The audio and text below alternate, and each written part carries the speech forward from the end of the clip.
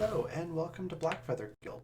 Before we go in and say hi to the cast and get started with the show, I wanted to talk very briefly about viewer actions and a little bit about sponsors.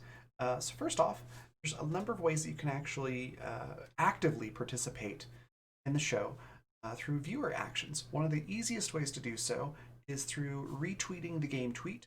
You should see that somewhere in chat if it's not in there already. But you just click on that link and hit retweet, and for every 5 retweets that we get on that, it will add a bonus to the cast pool and the game master pool. Now, in most cases, that's going to be an extra d6 that they can add on to any roll.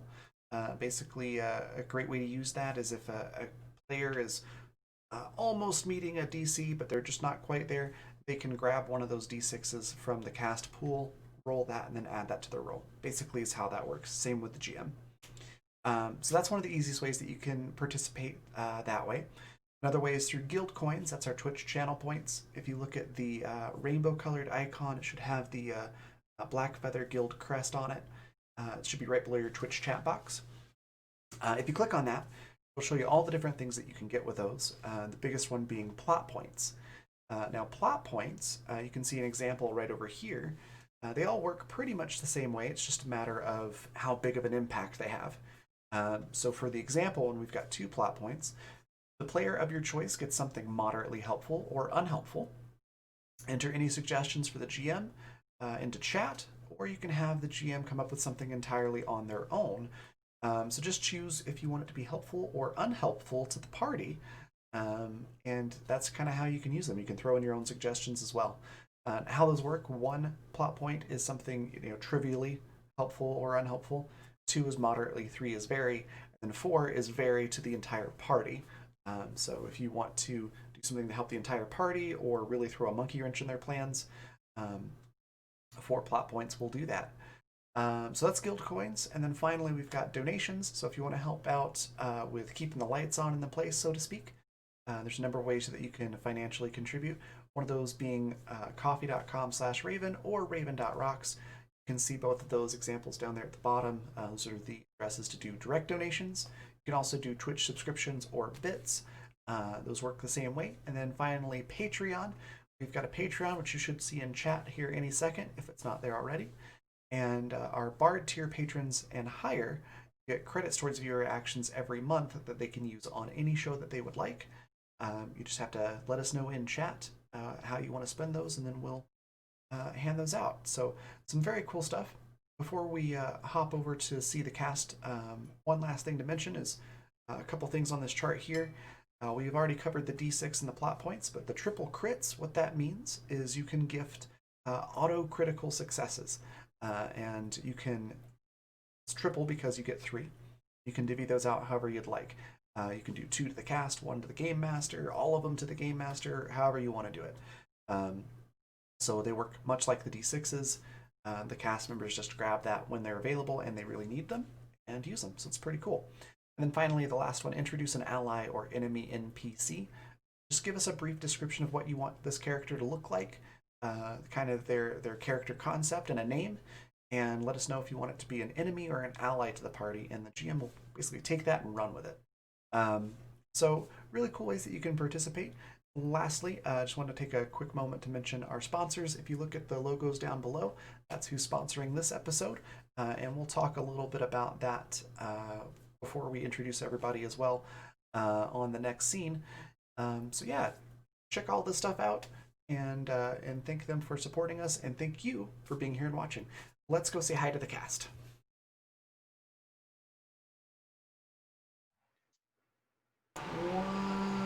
Hi, everybody. Come on, switch scenes. There we go.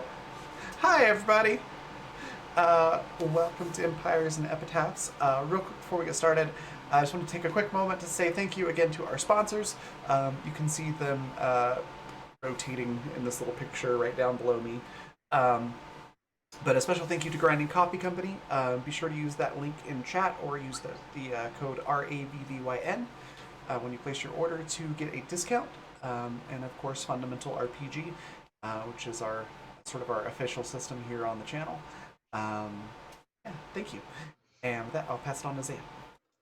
Oh, excellent. Hello, everyone, and welcome to another exciting episode of Empires and Epitaphs. I don't know why I've suddenly decided to go mid Atlantic, but that's where we're at today, and we're going to have a great time doing it. Or not. That accent does take a lot. So, before we begin our delightful little story of a community once uh, under the cruel ownership of the Bone Lord, now slowly coming to life as more and more living inhabitants come to join the dead ones that have made this their abode for so long. We're going to go through and introduce our players and let them say who they'll be playing today. So, Locrian, we're going to start with you. Who are you? Where can we find you? And who are you playing today? I am Cat and Stringer. You can find me at Cat and Schrodinger or Cat named Schrodinger on most platforms. Um, I'm playing Locrian, who is the ghost of a tiefling bard who can't speak. Excellent. And Calliope, same question. Hello, I'm Calliope, Lady Diatomaceous, and you can find me at Calliope on Twitter and thinking about RPGs and children and learning. And Miev. Yeah, I'm Face. You can find me at GameFace on Twitter, and I'm playing Miev, who is a half-orc rogue smuggler with a super bad memory. And Raven, you thought you were done talking, but I'm going to hit you with another question right now. Yeah, that's good. I'm totally fine with that. I'm Raven. I do just about every aspect of tabletop RPG, including game design and art.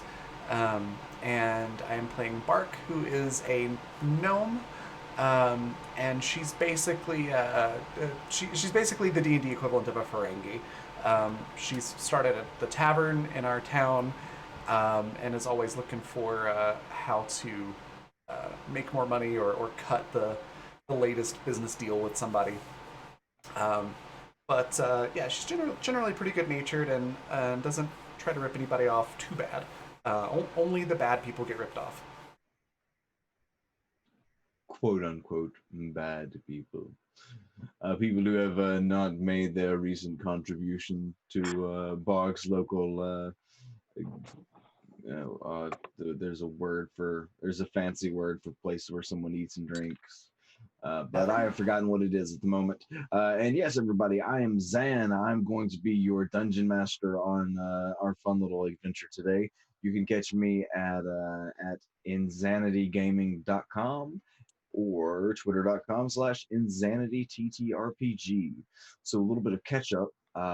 Last session, our players found a great smuggling den for Miev, and in the back, it seemed as though Terrence, the previous uh, was it head of the business zoning bureau, The zoning board of the zoning board, of adjustment. the zoning board of justice. Yes. Adjustments. I like the zoning board of justice. Oh, that Terrence, he gets around. Um, The zoning board of injustice. oh, Meanwhile, back at the zone of justice. Everyone hates Terrence so much. Yes, Terrence. They found Terrence's long dormant music box where he had been hiding out, and they continue to explore this new uh, warehouse and found themselves after making some repairs to the glass roof so it could be used as a greenhouse again. They found their way into a basement chamber and met the very strange inhabitants of this underground society. They found a colony of myconoids, mushroom like people that communicate telepathically and are pretty chill about most things. Real hard to kind of get a rise out of them unless you're talking about eating them. Myconoid's great. Vote Myconoid for city council. And through some skillful negotiations, the party managed to get the Myconoids to vacate the underground and stop hollowing out the earth beneath their feet and instead move into the Bone Lord's throne, or the Bone Lord's castle. And it's been about a month since then, getting a little bit more tourism. The Myconoids have fully refurnished the Bone Lord's throne room and other living spaces, and things are bustling quite along. Bark, what have you been up to in the last month? Bark has been working on and perfecting, of course, the trademark pending glow stick cocktail with that bioluminescent uh, uh, moss, I think it was, or something like that, or some kind of lichen. Um, yeah, so she's been working on putting that together, sort of distilling it and getting magic help where needed to make the perfect signature cocktail with those ingredients and that they get from the mushroom people, and specifically the glowing moss, to make a cocktail that is delicious and glows in the dark. Excellent. A face. What has Miev been up to? Yeah, I think Miev has been working in the florist shop, turn over a new leaf, some more, learning more flowers from Terrence. He is the assistant florist, although he probably should be the head florist. But I think we've got some roses in, maybe some lilies, but we're taking it slow. Okay, excellent. Lady Di. Well, the most important thing has been to have lighting, darling, that goes up and down the street. And that way, the shopping hours can be better for both the living and the undead. Because you know that some of us, I mean, I'm wearing my sunglasses right now. I hate to go out in the sun. And so now we can have night hours, we can have day hours. But I'll tell you that Terrence individual came by the other day. He was working on the moss, and he said he had the nerve to say to me, "You've aged well." I mean, the man has no body, he's a head. And I said, "I've aged like a fine wine." And then he said, "Well, many wines get mellower with age, not more bitter," if you can imagine that. It's not very good. No. Wow. Wow, Terrence. What a jokester. What a jokester that Terrence. And what has Locrian been up to, Kat? Locrian has been up to well, he's occasionally going through and overseeing kind of like the Myconoid city and kind of like zoning it, like kind of mostly just drawing maps. Whenever he does that, he drops off his sword to kind of sit and be a grumpy old man with Terrence. And he's also kind of been trying to like talk to his sword a little bit and see if his sword really has much of anything to say. He's also flying around a little bit, drawing dicks on things as he normally does. You know, in his free time. And maybe patronizing Bark's Tavern. Now, I just want to delve in just a little bit to your relationship with the Myconoids, since they can communicate telepathically. Are you enjoying being able to communicate so freely with people who don't necessarily have to hear your voice? I think I am to a certain degree. It might be a little weird. Like, there's a part of me that likes it, and a part of me that's just like, I'm not used to this. And so, like, whenever I think thoughts and they respond, it kind of like, I kind of jump a little bit, like, So I try really hard not to be thinking about embarrassing things whenever I'm around the Myconoids. Yeah, but then you try not to think about cock and balls, and then you just think about cock and balls, and it's. And then I try to make it silly, like roosters playing soccer, and yeah. And they're wondering like, what are roosters and what is soccer, and you know. And I tell him, like, don't worry about it, you wouldn't understand.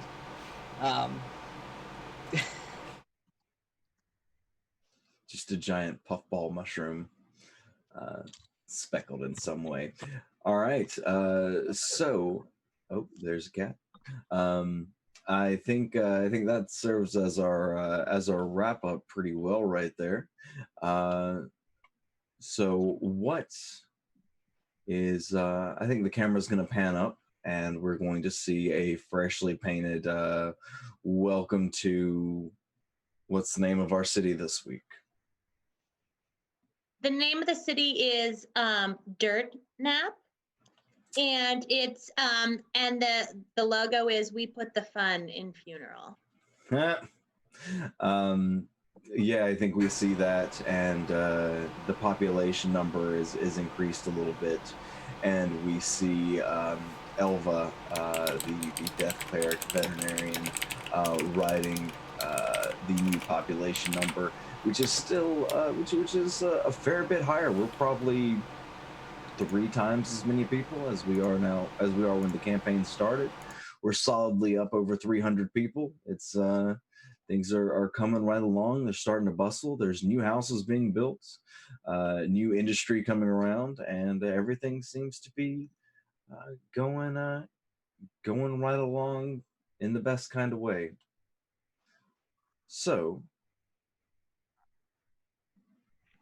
what's the holiday for today? Well, the calendar's very busy, but it's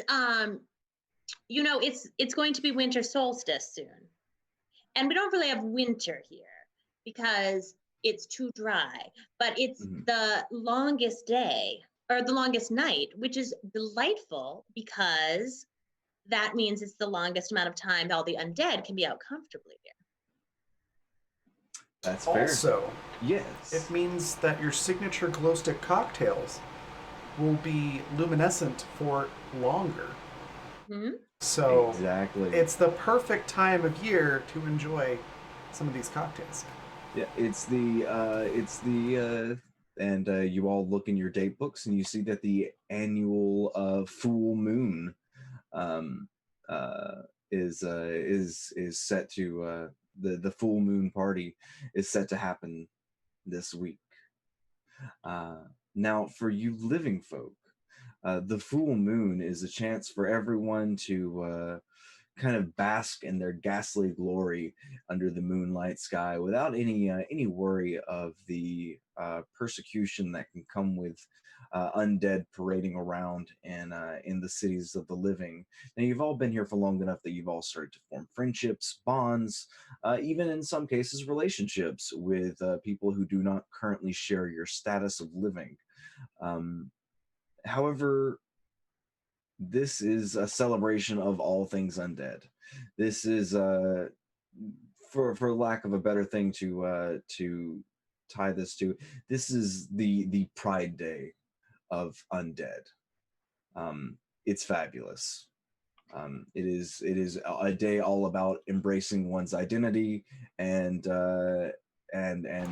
life in general as a specter, ghost, revenant, skeleton, flaming head in Terrence's case, whatever your situation might be. It's really hard for him to get ahead in the world, so this day's important for Terrence, I imagine. You're so funny, Raven. If I wasn't already dead, I would have died a little on the inside, darling. That's terrible. Also, we got 5 tweet. Oh my god. 5 retweets on the game tweet, so that's a D6 to the cast and to you over there, Mr. Dungeon Master. Enjoy the extra D6. Fantastic. Okay, so, Lady Di, how does the town prepare for the Full Moon Festival? And this is the FOOL.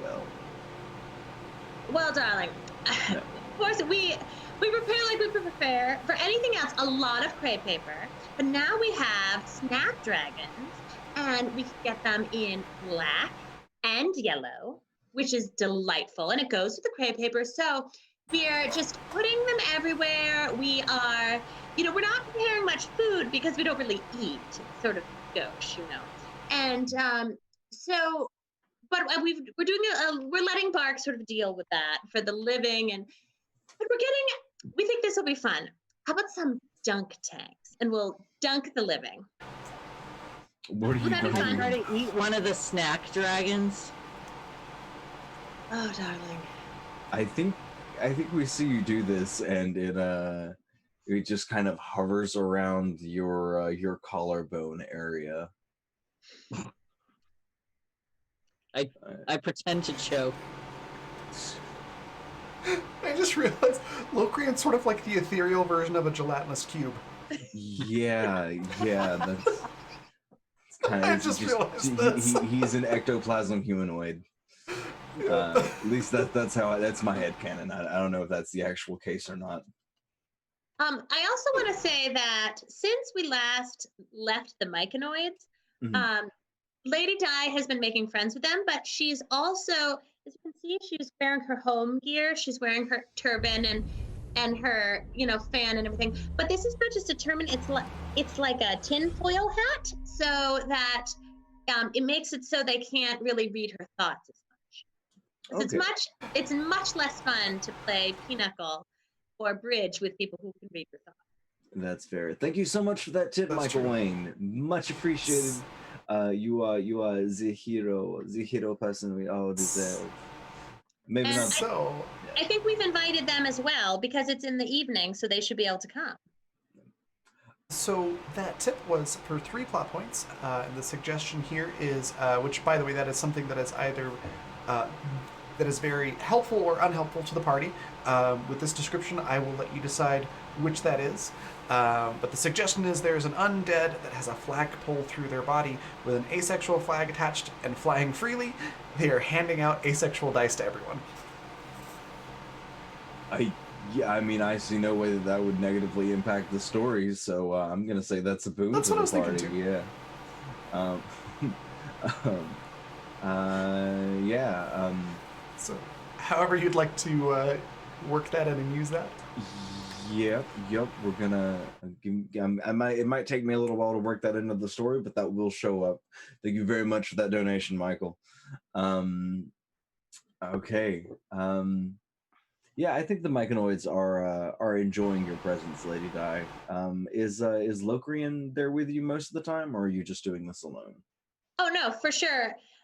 Locrian and Lady Di, they go everywhere together.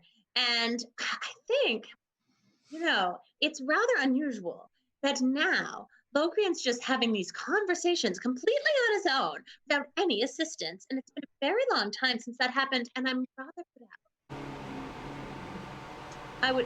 Usually he has to go through me if he's going to talk to anyone, and now he's just yucking it up with a bunch of mushrooms who think he's a fun guy. I did that. Get back at Raven. Excellent. It only fuels me. It just slowly kills everyone else, and the two of us grow stronger. Yes. Oh, you have no idea. My pun game is so strong. Maeve, what are you doing to prepare for this festival? Yeah, I think Niev is interested in walking around and seeing what's going on because it's a very new experience for them. But they also are leading full into this forest situation. So I think they're gonna set up a cart with Terrence to help identify flowers and hand things out to people for free in celebration. So what kind of flowers are you handing out tonight then? Well, we've got, of course, Nia's favorite snapdragons in Lady Di approved colors, and then perhaps some roses in similar shades, and maybe a few other things, but some local stuff perhaps. Okay. I think one of the local flowers is a new strand of hemlock, which flowers which flowers in the same colors as the asexual flag. I think that's a cool little one, and doesn't poison you, but makes you interested in only platonic relationships. Um, so it's a really good one to have around the table for those times you just want to get to know your friends. Just chill, have a hug. Well, you'll have to give Um, some of that to Terrence because he's been rather forward with some of the people. oh God, who has Terrence been forward with? Well, me. Are you sure we're not harkening back to an old relationship? Well, when you're as old as I am, darling, they're all old relationships. Oh, fair. Uh, yeah. So, Bark, how are you preparing for the festival?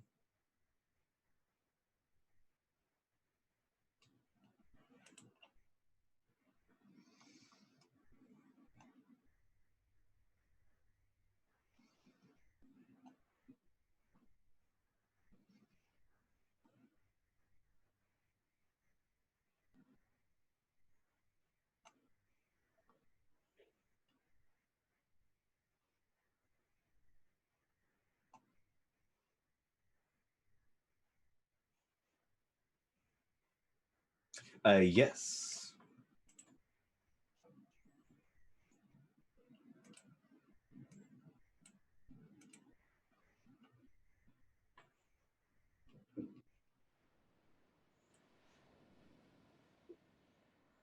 We don't want it to be tacky, dear. Don't be gauche.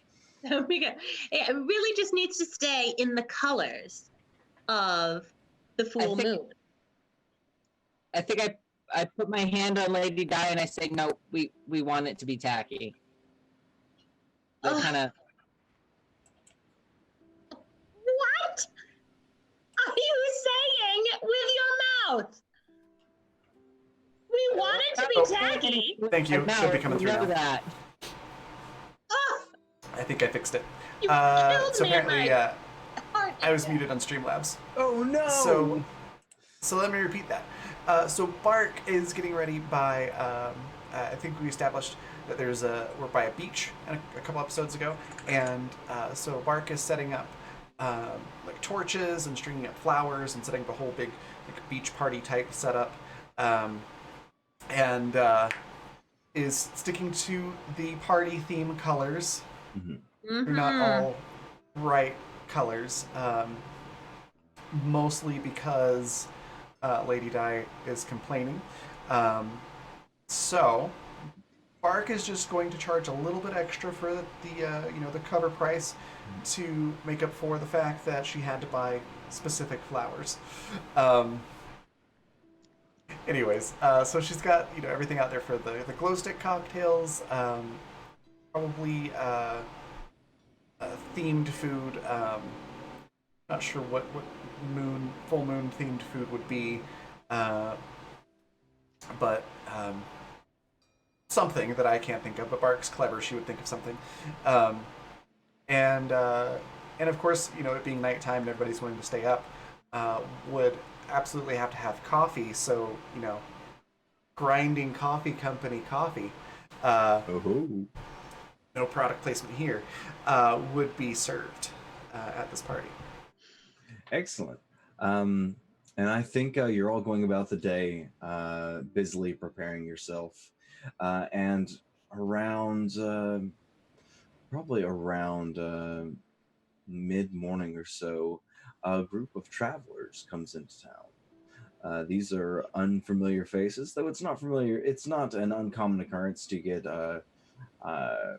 some sparsely populated travelers coming in, trying to find a new home in whatever this town's name is for the week. And yeah, these are they seem to be a little bedraggled. Most of them not wearing shoes, wearing loose or ill-fitting clothes.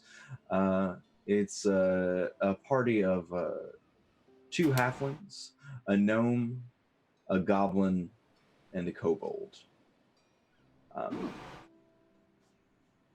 accompanied by one turtle. And they march into town and appear very weary. I think that's when they're going to make their way into Bark's Tavern. Okay. And is anyone else in Bark's Tavern? Well, Lady Di is across the street playing bridge with the Myconoids, but Okay. sort of, you know, in the darkened area. But she's also keeping an eye out on the street. So as they come in, she's keeping an eye out to see if they're going to be interesting, and probably finishes up the game and is going to head over in a few minutes if it seems necessary. So, Locrian, we have visitors, dear. Why don't you go see what they're up to? I go see what they're up to. Okay. Are you trying to do this sneakily, or are you Absolutely. just... All right, go ahead and roll a stealth for me there, Locrian.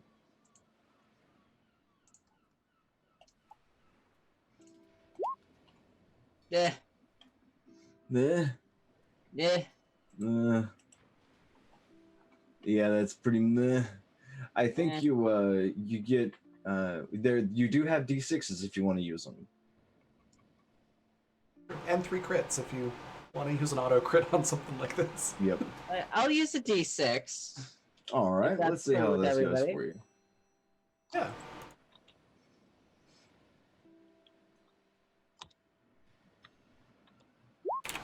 Hey, that's a very different number. So yeah, you float on, being fairly sneaky, and you overhear the two halflings going, "Well, I'm kind of tired. This place looks pretty nice." Yeah, it does look pretty nice. It might be a good place for us to take a little bit of a napski do. Yeah, it could be a good little napski do town if I gotta say so. I gotta agree with lunch. Thank you, Lax. And the conversation mostly appears to be about how sore their feet are. And as they proceed a little bit further into town, the turtle goes, "Oh, hey, look at that. It looks like a place to get some grub. Sure would love some grub." I fall asleep. That was a very boring conversation.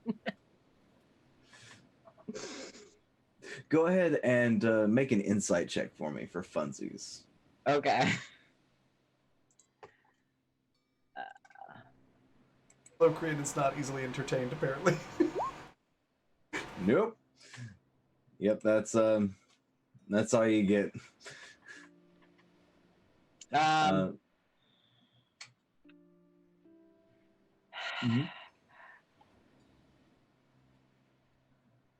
Yeah, I'll just kind of like float away. And as you float away, you hear the goblin kind of but that's all you can make out. Yeah, so Bart, Do they yeah. I was gonna say, do they head to the tavern? They do head to the tavern. I'd say Miev's in the tavern as well. Just excellent. Missed that. Awesome. Is any of Miev's crewmates in the tavern with her? I think Krista probably came along after working on some more stuff in the back. And Krista was the dwarf, right? The dwarf. Mm-hmm. Okay, cool. Thank you. I love the dwarf. All right, cool. So Bark is busy, running around in the tavern. It obviously being a very successful business, she's constantly busy with customers. Mm-hmm. But as she notices it was 4 of them, right? It's 2 halflings, a goblin, and a kobold, and a turtle. What is that? A turtle is a You also large. said a gnome too, right? I might have said a gnome, but we're gonna retcon that because that's too many voices for me to keep in control of my head. Uh, a turtle is a large bipedal turtle. Oh, okay, cool. Um, so yeah, Bark will run up and say, "Oh, hello! I haven't seen you all here. Must be new to town. I'd like to invite you to take a seat. We have our world famous signature glow stick cocktail. It glows, um, literally. It's quite delicious. I'd like to recommend that. We also have food and any other cocktail that you could want. What can I get you all?" The turtle looks at you and goes, "You got any fish?" Yeah, we do. We've got fish. We're right on the ocean here, so fish are pretty common. Any particular way you'd like that prepared? Ceviche. Not quite familiar with that method. Is how does one make that? Uh, I don't know. It sounded fancy. Just grilled. Grilled's fine. Okay, grilled. Yeah, we can do fancy grilled fish. What about for the rest of you? All the rest of them give you their orders, and they are all staunchly vegetarian orders. Okay. Stews and salads, and one of them just is trying to subsist on French fries alone. I guess Forgotten Realm Okay. fries. Forgotten Realms fries. Never fries. Yep. Never winter crinkle cut. Mm-hmm. Yeah. Okay. So Bark takes all those orders and runs to the back and starts getting things prepared. So by now, Locrian has not returned, and Lady Di is just not going to sit across the street with strangers in town and not go look at them herself, since she's gotten no information from Locrian. So she's made some sort of excuse to the Myconoids, and she's going to put on her most fabulous, it's midnight day.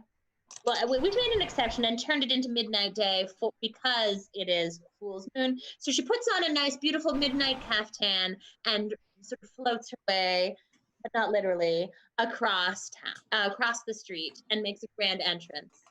Okay, cool. I think as you move across, you find the sleeping form of Locrian, just kind of relaxing in the middle of the street, just hovering a few feet off the ground, comfortably napping in the nets of the ether. Yeah, I think she's like disgusted and like purposefully walks right through him, disturbing his sleep. Oh, I didn't see you there, darling. Yes, you did. We'll never know for sure, will we? And then she's just going to sort of float along. Okay. I'm gonna follow Lady Di, rubbing my face a little bit. Do you have the sword of the Bone Lord with you, Sure. or is that with Terrence? I think that's only with Terrence when I'm surveying the Myconoid village. Okay. Okay, so both of you make your way into the tavern. You see the familiar face of Miev and her dwarven companion. Their dwarven companion, sorry. Yeah, how do you proceed? Miev, you dulcet darling, how are you? I haven't seen you in ages. And probably I haven't seen them since like this morning when we were doing like flower work for the festival. And I just come in and I sit right down, but between them and the strangers. And I'm like, oh, and who is this? New people in our sweet little town of Dirtnap? Oh, hi. Well, hello there. What brings you to our town? And on a festival day and midnight day too. Oh, we're just coming in trying to get a snack for the midday it's kind of hot, and we're kind of tired, and we were just looking for something to do throughout the day, before we Well, mosey this is a on. good place to take a nap. I'm napping on the table with my head down And on it's the called table. dirt nap. Well, So, that sounds a little foreboding, honestly. well, there's a lot of dirt. Look, this ghost right here is napping right on the ground, and it's working out great. I'm so glad you're here. Yes, well, we won't be staying too long. Oh, that is a pity because we have a festival tonight. You're just in time, so you could take a nap today, and then go to the festival tonight. Wouldn't that be nice? Well, we got some engagements tonight. So Really? I don't know if that's a good idea. I'm I gonna think roll Bark. insight on this because what engagements do a bunch of strangers have that are not my engagements in this town? No reason for complete strangers to come here if not to see our festival. And I'm gonna look at Miev and be like, I don't like this. While she's doing that, I think Bark's gonna come out about that time with their orders, overhearing part of this, and go, yeah, well, if you order one of our glow stick cocktails, the cover price for the party tonight is covered. So it's another reason to come check it out. Well, they're kind of hard to read. They're definitely uncomfortable of talking about tonight, but that's about all you can get from them. Well, it's a mighty kind offer. About what time does the festival's gonna start? That's sundown, right? Right, Di? Yes, that's right. When it's nice and dark, we'll start with some fireworks. Well, maybe we can stop by for a few. And the kobold looks up and goes, "Hey, boss, are you sure that's a great idea? What happened the last time? I think maybe it would be better to just have some lunch and get on our way. Well, Could I? yeah, Could I try to persuade them to come to the party? you could certainly try. Us. Lady Dyer, are you trying to give her advantage or anything? Yeah, I totally want to assist on this. It's the same either way. So 17. Oh goodness. And we just sort of like lean in and we're like, oh, think you're gonna leave, huh? Mev, what are you doing during this conversation? I think Miev wants to see if they have any bags or things on their person while they're talking to Bark and Lady Di. Do I need to roll perception or anything like that? You need to roll investigation on that one. That's better than perception, so natural 20. A non-natural 20? Nice. A natural 20. Oh wow. Yeah, you can see that they each have like satchels with them, and each of them seem to be filled with little more than like water skins and spare pairs of pants and shirts. For people who are traveling so light, they have an odd number of spare clothes. Mia's gonna write that down to tell Lady Di and Bark when they have a second. Okay. Yeah, and the goblin looks over and goes, "I think it's a good idea. I think we'll be okay. Maybe we should take a nap and attend the festival for just a little while before things get out of control, and we'll be along our merry way." What was that? I want to cast Zone of Truth. Okay.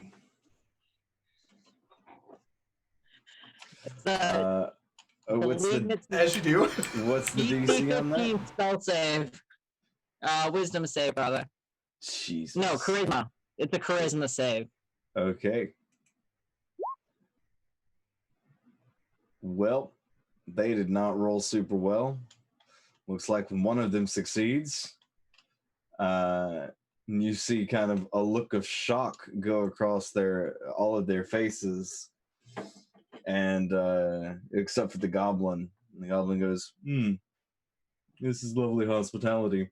Yes, we'll be taking one of your rooms. We are all tired, far too tired to talk, it would seem. Oh, And tell us all about what you're doing here. We so rarely get visitors. oh, you And know, where are you going? we No, just how got can ran out of our last town. Shut up. No. Shut up. Where are you planning on happened? going from here?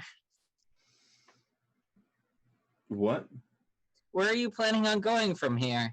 Yeah, where are you planning on going from here? We're just wandering through. Yep, just going from town to town.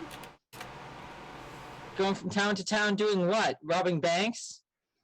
Nope, just trying to survive.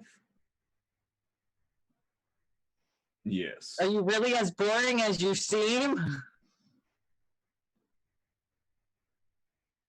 Yes. No, we actually have a deep and dark secret. That's why we gotta be out of town. Shut up. I know all about that. I have a deep and dark secret too. I'd love to hear yours. Well, let's exchange them. And who is the one who rolled the nat one? Probably the turtle. I'm gonna like whisk the turtle away to a different table and just turn on like full Lady Di charm. And probably like while I'm doing that, I'm gonna be like, come here to Bark, who I recognize as a fellow person who is able to be exceedingly charming. And so we're gonna double team the turtle. All right. So while y'all are doing that, we're gonna stay focused on the goblin, and Maev, and Locrian. What else were you asking there, Locrian? Well, my vocal box just kind of walked away with the turtle. I'm gonna like write down in my notebook. What is this deep dark secret? Oh no, I'm gonna write a note in Maev's notebook and say the goblin can lie and nobody else. Because I think at this point, like the goblin has said enough contradictory things to the other people that I would have picked up that he's not charmed. Yeah, that's a fair assessment. And then I might ask Maev, ask them what their secret is. Maev takes a minute to look at it and then says, what's the secret you were talking about? Oh, we have no secret. We are very boring people. Very boring. You don't seem that boring. This isn't a boring place. People don't come here to be boring. Oh, no, that's why we're just passing through. We are so terribly boring. Aren't we, everyone? And they stand awkwardly because they can't say anything. Why can't they say anything? They may or may not be under the effects of Zone of Truth. And he goes, we'll just be on our way. Is there an inn that we can take a nap in? This Bark's Tavern, is it not like a tavern inn combo? Is it just a tavern? I don't think we ever really established if there were rooms or not.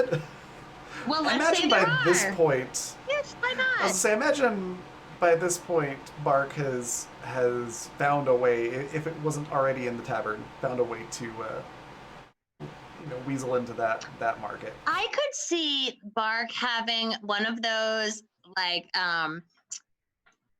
when they've got like the little tiny houses all on the same place. It's not like a campground, but it's kind of like a campground where each house is its own little house, and then there's like a shared common room that were really big back when like everyone in the whole place would watch the same TV or something. I could see Yeah. that like maybe in the backyard Yeah. as they build a second floor. It's like a collection of tiny houses. Yes. With like a Right. clubhouse in the middle. Right. With the common room stuff. I feel like maybe Bark has gone around and like just sort of taken all the like parts of broken down houses that she can and sort of made them into tiny houses. So just like I mean, perfectly, absolutely. perfectly halfling-sized houses. Yeah. And it's mostly up to code. Mostly. Locrian makes the code. Locrian's been looking the other way. He knows they're gonna fall apart. Corruption is rampant in this town. Second floor. They will Rampant probably corruption. survive as long as they need to. Yeah, Bark followed all the codes that she thought were necessary. Sure. Okay. Well, we'll pop on over to Lady Di and Bark with the turtle. Now. What were y'all? I have a what were quick y'all- question about this. Are we all under Zone of Truth? I assume not. You can decide creatures to be affected by Zone of Truth. Can you? Okay. I don't. Let's. Oh my god, the caption just said affected by Son of Groot. Ha! It's great. Ooh, that's good. So you create a magical zone against deception in a 15-foot radius centered on a point of your choice within range. Until this step ends, a creature that enters the spell's area for the first time on a turn or starts its turn there must make a charisma save. Blah blah blah blah blah. A creature. So it's a zone. It's not centered okay. on creature. Okay, that's what I thought. This is gonna be important for the conversation. Yep. So y'all need to make some charisma saving throws real quick then. Oh, that's a fail on Bark. That's a fail on Face. And that's a fail on Calliope. I love this. Okay. +4. It's just straight charisma, huh? Charisma saving throw, yeah. So I feel, but so Lady Di like brings the turtle over and is like, "Tell me everything about you. You seem so sketchy." I'm just we just folks that like to travel us a lot, and traveling's a good thing. It's kind of hard to stay in one city too long, and we are currently Well, why is that? because sometimes weird shit happens around us. Oh well, I know all about that. Weird shit's been happening to me for like hundreds of years, darling. That was not the line I was expecting. I want to hear all about your weird shit. I mean, not actually. I don't eat. That's rather gauche. So I mean metaphorically. I don't actually want to know about your bowels. Oh, That's gross. no, that's fine. Did you know that I collect berries? No, I didn't know that you Are collect these- berries. Are these edible berries? I mean, everything's edible once. Could you conceivably eat these and not die or get sick off of them? I imagine some of them you can, but the problem with having a collection is that if you eat them, you ain't got the collection no more. Well, true. I'm always looking for ways to make extra profit, and signature cocktails are good sellers. Oh, So- well, if you want some seeds, I got some seeds. I would love that. Oh, yeah, that's no problem. Will you take seeds in payment for that mighty fine fish? Ordinarily, I would say hell no, but I'm really interested in these berries, and so I'm having a mortal crisis at the moment of do I go for the berries or do I follow my rules of profit? They seem to be in conflict. I'm having an existential crisis right now, but sure, I'll take the seeds. Wait, the weirdest thing that happens to you is you collect berries? That's not very weird. Like, Oh, you've no, been here for half an hour. You can look Oh, no, around and that's- see that that's actually pretty boring. I think you're as boring as Logrian said you were. No, that's tell not me the something weirdest. interesting. That's just a weird thing that we do. Or people tell us that it's weird. I love that this zone of truth is like there's no filter, but Lady Di's conversation doesn't change. Yeah. It's true. Zone of truth, it's not zone of verbal diarrhea. I know, but it's more fun to play it that Yeah, way. it is. It's way more fun. If everyone just shut up and didn't say what they were thinking out loud, it wouldn't be as fun. Zone of no filter is much more fun. Yeah, well, I mean, it's not the weirdest thing. What's the weirdest thing? Weirdest thing? Weirdest thing. From whose perspective? I think by this time I've realized that we're not getting anything interesting out of the other group, and I'm gonna float over to this group. And you can see that my eyes are like incredibly big. You are very frustrating. Well, from my perspective, probably the weirdest thing that I do is, well, I like to sleep with an onion in my mouth. I think that Okay. keeps the bad spirits away. Well, that hasn't worked yet, has it? Because here comes Locrian. Oh, Come over here, you bad boy. This is Locrian. He's my best friend. well, hello. I would like to sell you a special onion that's supposed to keep evil spirits away, but it's really a regular onion, and I'm planning to rip you off. Why did I say that? Oh, thank you for your honesty. I give a look over to Bark like, that's not how. This isn't what I intended by casting the spell. But So are you planning on staying here for the festival, or you're just coming through? Just coming No. through to? No, actually, I'm very uncomfortable. I'm very nervous about what might happen if I allowed myself to stay here overnight. I think some bad things might happen. Sometimes Ooh, like bad things what? happen. Like Well- what? Like I might rip my pants again. This is wonderful news. You know, darling, I run a store called Fashion to Die For. It's a joke on my name because my name's Diatomaceous, darling. And, you know, I could just fix them. I could fix your pants. Oh, Oh, it's a great shop. Lady Di sells very tacky clothing. I mean, what? oh. You're the one Did who, I say that out loud? Clark, you're the one who thought we were going to have, like, lots of different luau colors for Fool's Full Moon when you've never even been here before. You seem to know a lot of things about a lot of things for someone who doesn't know anything about anything. Ooh, things are getting spicy. Those were certainly some words you said, Lady Di. Too bad you're not smart enough to keep up with them, dear. oh, all right. So, I feel like so this is like pushing Lady Di out of the zone. I think at this point I'm just like, Lady Di's gonna get the vapors, Yeah. and I'm just gonna take over Lady Di. The vapors. Oh, I've got the vapors.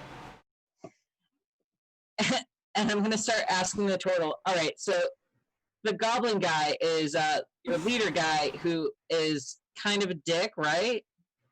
Oh, that's Clemens. Clemens has got a real good head on his shoulders. Is he your leader? Sometimes. Does he?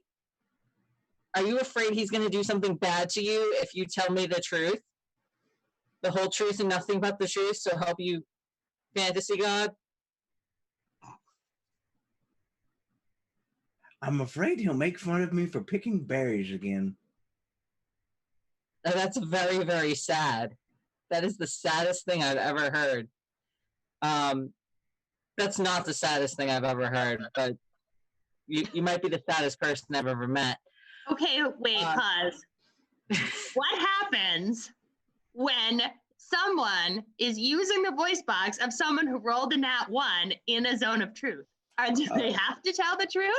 I'm gonna not? say that you interpret that you inherit Locrian's mental stats, so you would inherit his mental saves while he's possessing you. I just barely didn't save. Oh, really? Oh, Yeah, I got a so- 14 and it's a 15 save. But oh, then yeah, still zoned. yeah, but like I'm just asking very direct questions, so Yep. No, there's there's really been nothing for me to lie about.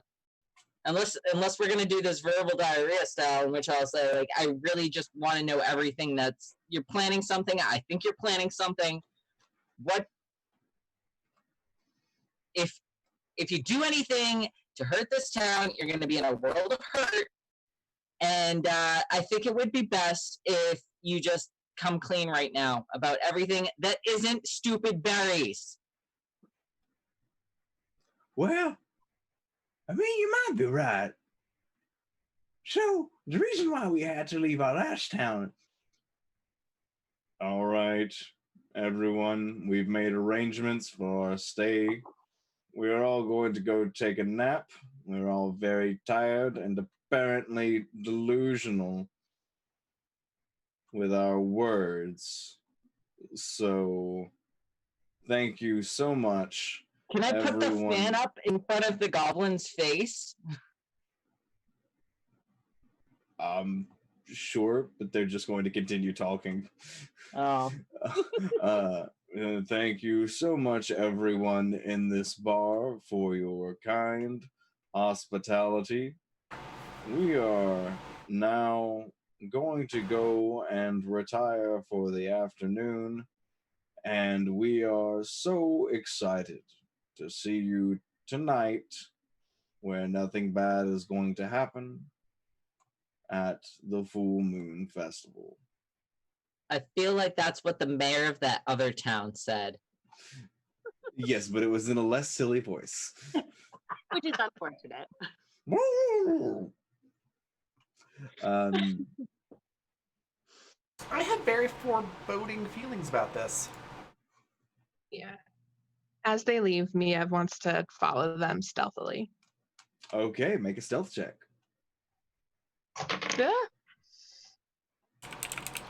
It's an unnatural 20.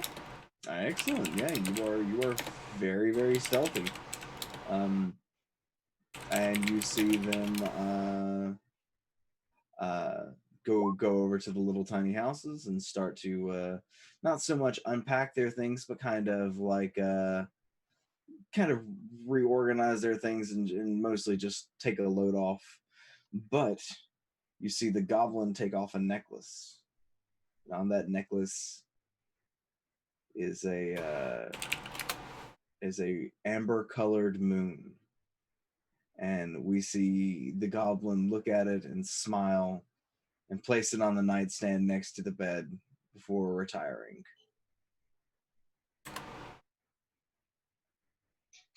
How hard is it to get into these houses? They have locked the door, but you could certainly try to open them. You do know somebody, local even, who's really good with lockpicking. I am also good with lockpicking. It's almost like our party is that's three right. rogues. That's right. That's right. I forgot. We're what? 3 rogues and a bard. 3 rogues Yeah. and a bard.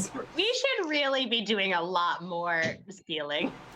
Miev Well, you've already definitely. made a better business. You've already made a house zoning thing, so that's theft in its own right. This is the larceny zone. And, I was saying, Bark is a mastermind rogue, so she just steals legally. Can I tell how hard they're sleeping? Is it a light sleep? Is it The kobold is awake, but the rest of them are asleep. kobold's awake? Yeah. Okay. I want to hang out for a little bit and see if the kobold falls asleep. Okay. And I think that is gonna be where we take our break. So thanks so much for joining us for this first half. We're gonna finish up with the conclusion and the oh so nice festival of the full moon when we return from our break. And yeah, hang out and chat. We'll be in chat too, and we're gonna let the cast get up, stretch their legs, take a bio if we need to, and yeah, we're gonna wrap this bad boy up here when we come back. We'll be back in about 10 minutes. See you then.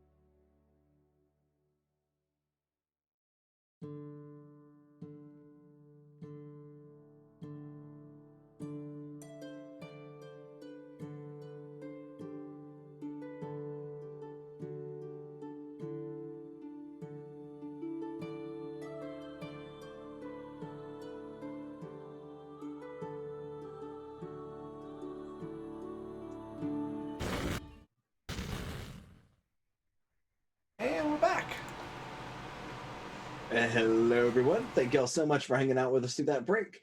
And now we are back to tell our weird little story about a society building on the cooperation between the dead and the living. So, Miev, you are standing there watching, waiting for this kobold to go to sleep. I need you to make a wisdom saving throw for me. Okay. Um, let's see, wisdom. Oh, so 14. It's 14. All right, now this is going to be a little bit unorthodox. I'm going to let you decide what the check is. This is to remember why you came out here after time begins to pass. Yeah, that's fair. Is the 14 enough I for think you intelligence makes the to? most sense. Can you say You that cut one more out for a time? second. What was that? It's going to, yeah, this is going to be to see if you don't have a lapse in memory, see if you remember why you're here after an hour or two passes. Is it a straight ability check or a saving throw? That was your wisdom saving throw. Okay. Yeah. So what do you do? What do you think? Do you remember? Oh, I hear what you're saying. Sorry, I was confused. No problem. It's a little bit unorthodox. I think with a 14, probably some of the details are fuzzy, but I remember that something is weird going on. Okay. And I think after about an hour or two, the kobold dozes off. A little sleeping mask over their face to shield them from the midday light. How do you Okay. proceed? Sorry, I'm trying to decide now how, if I remember about, because I wanted the necklace. Yeah,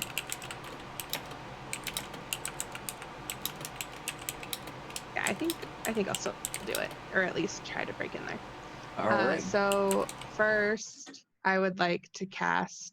How big is the house? How big is the house, in Bart? the little room.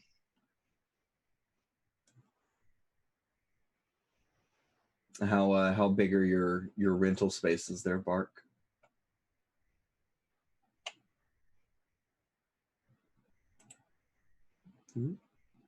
Raven.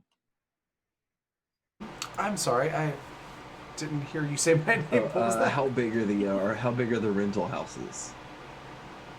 Oh, oh right, because that's where they'd be staying. Yeah, I completely just blanked out there for a second. Wow. So the tiny houses are, um, I mean, they're like the tiny houses that you see on, in magazines and, trendy shows and things like that. So it's big enough that it would be comfortable, but it is, the minimal amount of space necessary to be able to move around and feel comfortable. Okay. Without feeling claustrophobic. All right. So I So, want like, to do cast. Go ahead. Think like a 1.5 times the size of like a large RV. Okay. Yeah, I want to cast fog cloud in the middle of it. Okay. We'll say that goes off. So it does a 20-foot radius. Yeah, and it'll definitely heavily obscure the area inside there. You see condensation start to form on the windows. Which probably make stealing something hard from memory, but I'm sorry, you cut out again for me. Oh, it's gonna be it's gonna be a little heavily obscured in there for you, but it still it goes off. Okay. And then I want to pick the lock and see if I can get in there. All right, make a thief's tool check. How strong are your locks, Bark? On the little houses,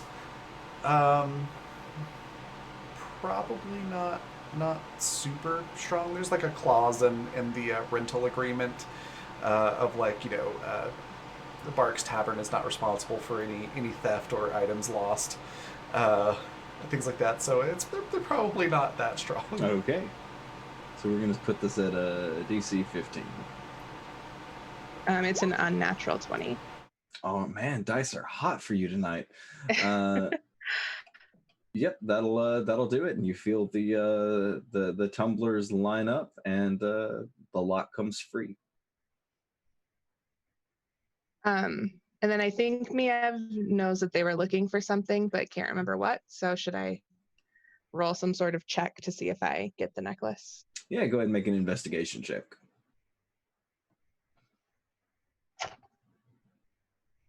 That's less great. Like Miev's channeling my ADHD today. Yep. It's a 13.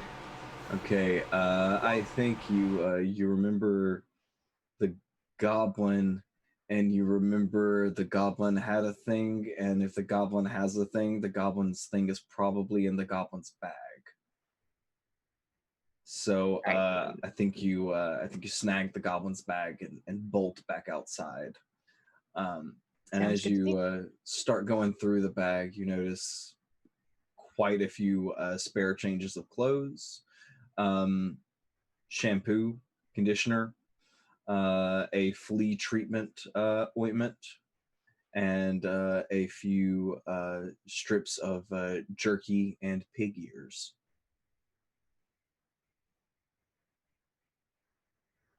Okay.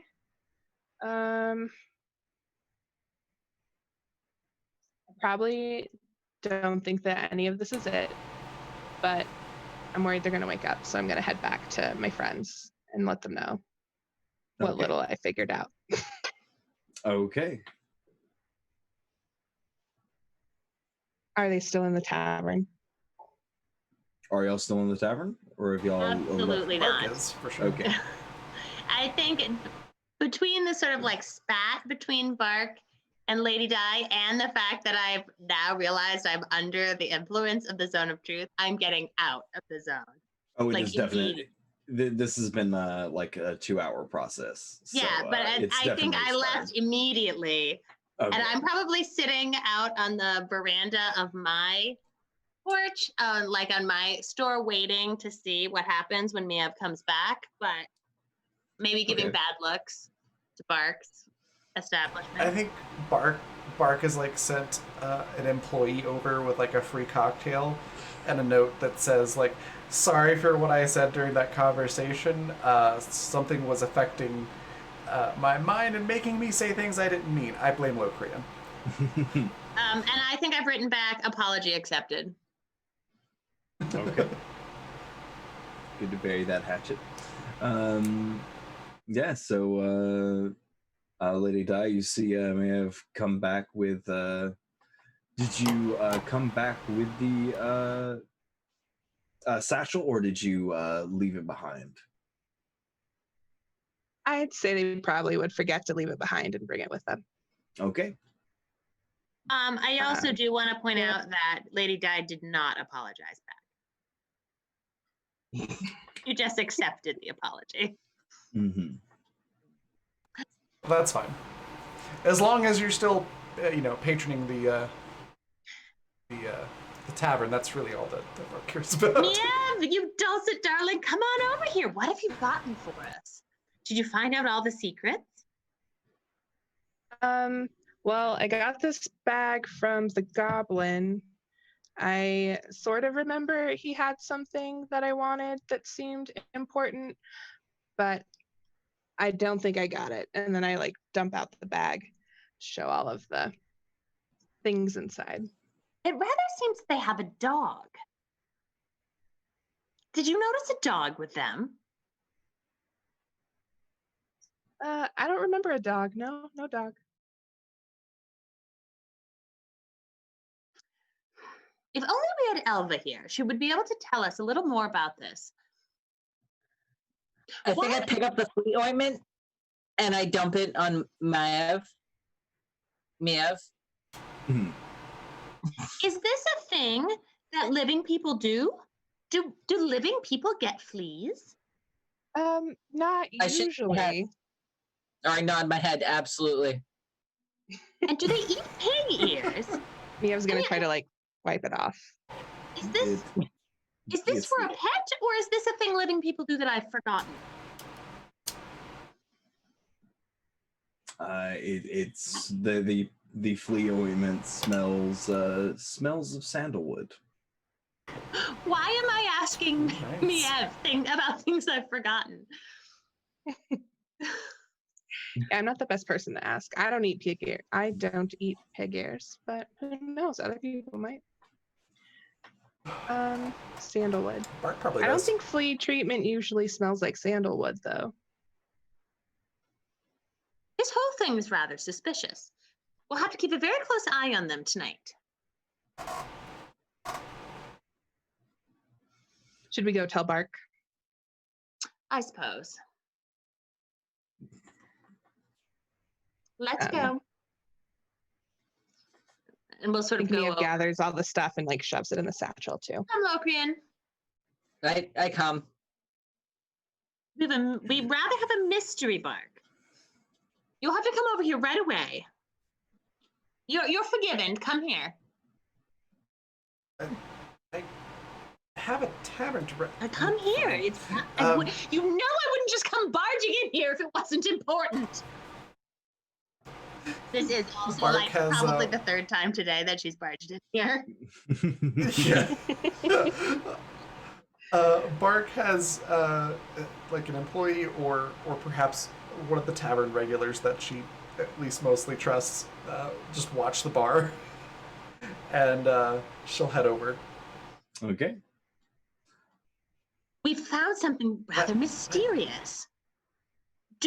What did you find? Do goblins eat pig ears? Or kobolds? Does anyone eat pig ears? Lots of people enjoy those. Yeah, usually fried or in a stew. It's good flavoring for soups. I think I take the pig ears and I put them on Bark. They are massively oversized. You look delightful. Just why? Why, Locrian? A shrug. Maybe it'll help you listen a little better.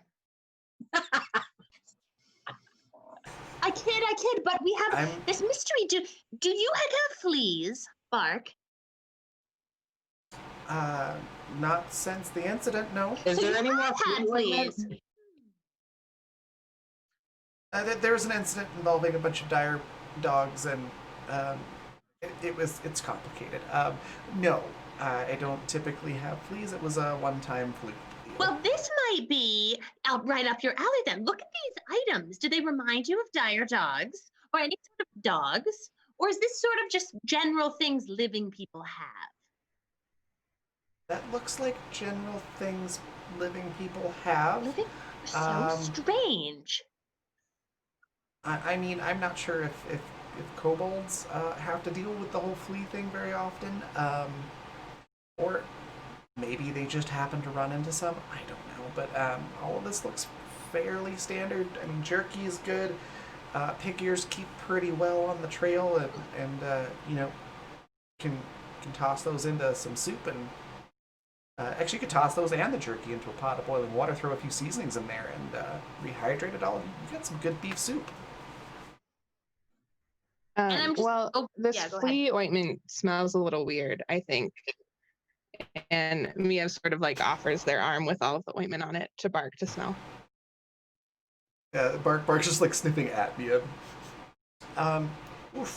Maybe try not bathing in it next time. But that smells pretty nice. They've got shampoo, conditioner here that clearly they're people of some means. Most travelers don't have their own stuff like this. Hell, I don't even have stuff like this in the tavern. You will remember that that 3 of the 5 had no hair whatsoever. The goblin, the kobold, and the turtle are not gifted with hair follicles. Okay. And they were I think dressed Yeah. rather unusually for I think people who have these nice items. I pick up the hair care products and I hand them towards Lady Di. Hmm. Like, you know about this shit. Yeah, I'm gonna roll. Can I roll? What do I roll? Because I like Lady Di knows a lot about hair, but Calliope knows like nothing about hair care products. So I mean, I can make it up, but I think as odd as this is gonna sound, I think this is gonna be a history check. yeah, no, I think that's exactly right.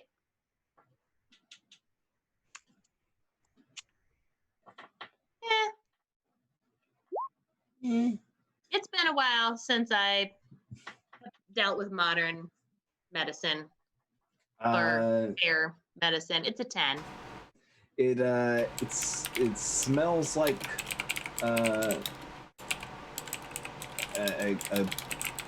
the kind of sandalwoody notes to it don't smell like something that you would normally see in a flea treatment product. It smells something more along the lines of what a humanoid would use, but that's about the only thing that you get out of that. Well, I don't know. It seems unusual to me, but I can't put my finger on why. I mean, other than the fact that many of these characters don't have any hair at all, so having all this shampoo around seems rather a waste of space. Maybe it's wishful thinking. Maybe they're going to see. They mentioned an engagement. Maybe they're going to go see somebody about getting hair. I don't know. I mean, they could just come to see I me. think I have all all of sorts this of time- wigs. I think all of this time being, undead and not being around living people has made you a little bit paranoid. It Oh, seems like pretty normal stuff. go I on. I think you might be looking for problems. Do you We'll think it see, could be won't we? magical? I want to draw a dick, but I want to be really overt about you need to pay attention to this. Okay. Like, is it a point? Is it You want to try pointing? what? No, it's no, like, and then I point to the shampoo and I point to the dick. What are we talking about? I am so confused right Do now. they get I am fleas? so lost. And I write down sandalwood is often used for urinary and genital disorders.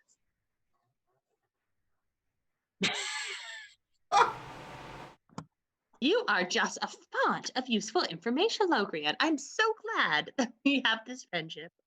Well, it took 1 hour and almost 44 minutes for the stream to break me. I was doing pretty good today. That was almost a personal record, but no, it has happened. The inevitable has happened. I have been broken on camera yet again. Excuse me. Yep. I think it's just, well, we're just going to have to wait and see. Yeah. Yeah, so you mentioned this was important. So was this the important part, or was there an actual important part? This is the coming up? important part, and if you're not knowledgeable enough to understand it, we'll just see who's right, won't we? Tonight at the festival, we'll see there's something very fishy about them. Wouldn't you say so, Meow? I think I think so. See? All right, so we're gonna do a little bit of a time jump then, and what? I was just making Oh. fast forwarding sound Oh, effects. okay. Poorly, apparently. You're like, wait. Okay.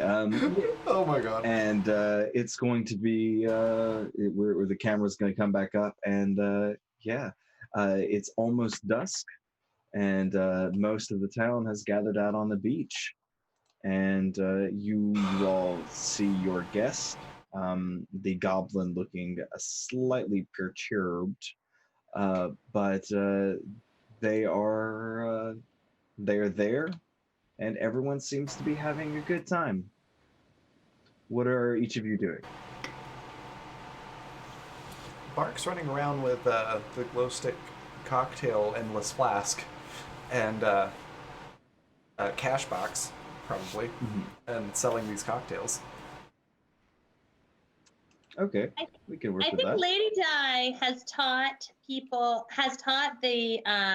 myconoids how to use the dunk tank, and maybe like taught them that if they sort of like one throws the other one, they can hit it pretty frequently Okay, and dunk the volunteers. excellent. All right, that works. So the mushroom people are yeeting themselves, like their fellow mushroom people. Yeah, not into the water, into the target. Mushroom on mushroom yeet action. Right. Yes, and I think they probably find it's sort of it's humorous. They like it. Okay, so half the myconoids are barbarians. Yeah, well, I think maybe we've convinced them that it's some sort of like overlander tradition. I love it. Like I've convinced them all that this is like part of how we bond as a species, and that they need to do it. And every time they do it, they're giving like a quarter or something. It's making a lot of money That's amazing. for the Chamber of Commerce. This is the weirdest type of caber tossing I've ever heard of, but I love it. Okay, I'm going to need each of you to make a persuasion check, because you're all trying to be charismatic and have a fun time. 19. Nice. Mine's a I've rolled above 22. 10 all day. 26.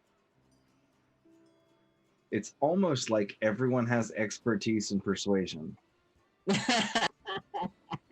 Really, all we should Yeah, do mine's is an convince unnatural people 20 things again. all the time. Did you really just get another nat 20? Unnatural. Unnatural. A That's dirty crazy. 20. Yeah, so you all around you, you create a very festive atmosphere. And before long, even your new guests are kind of lost in the good time that they're having. The goblin looks like a little bit of a sourpuss, but even he seems to get over it. How are each of you spending the full moon party? I think I'm stealthily kind of like keeping an eye on the goblin and crew. But every time they look at me, I turn away and I'm just taking notes on the musical entertainment. It's not up to your tier. No, It's that weird ska band again. Lady Di, what are you doing? Well, now that I've gotten the Chamber of Commerce section sort of up and running, I think I'm maybe swanning about, making sure that the moonlight is hitting the midnight caftan right, so that I look particularly lovely, and I'm ignoring Terrence. And you notice that this moonlight is there in ample supply, as it is a full moon tonight. Mav, what are you up to? I think Miev is at the little flower cart with Terrence, handing out some flowers, but they've also are trying to keep an eye on the goblin. They wrote like a little note on their hand about like maybe just like goblin sneaky. And so they keep looking over there, but they're not exactly sure why they keep doing that. Okay. And Raven, what are you up to? Aside from what I already said, I think Bark is keeping an eye out on the goblin and crew. but not really doing anything overt just yet. Just keeping an active eye on them just to see if there is anything weird. Okay. And the night passes on, creeps onward. No major events happening, and the hour begins to draw closer to 9 or 10 o'clock. The moon getting higher and higher in the sky, and suddenly you see a look of I think Miev, you're the one kind of watching the goblin, and you see a look of realization on the goblin's face as they remember what tonight is, and they go around trying to uh, gather up the people in their crew, talking in whispered tones and pulling them to the side. You get the impression that they're getting ready to make their exit. I would say Absolutely not. I'm going to find whoever's closest to me. Okay, sounds like that's Lydia. Yeah, I'm going to alert whoever's closest to me and Yeah. try and follow them after that. There is absolutely there is absolutely no way that I'm gonna allow them to leave, because then Bark might be right. And Okay. so I am absolutely going to just try to stall them in any way I can. Well, you did roll a 1 on that I sure persuasion check. did. I was going to try to be persuasive, but I sure am not as persuasive as I had hoped. No. But hopefully I could at least be annoying. Oh, I'm sure you'll certainly accomplish something. And the goblin says, "I'm very sorry, but we really must be going." Where are you going to go this time of night? Everyone's here, darling. Well, all of us can see very well at night, and this party is lovely, but like all good things, it must come to an end. I'm not really sure you're the one to say that. I'm the head of the commerce department of this town. You're welcome to stay here and have fun, but we really must be going. And I'm gonna kind of make eyes at Locrian, like from behind them, to see what Locrian can do to help me. And Locrian's like flipping through his spell book real quick, trying to figure out what can I do.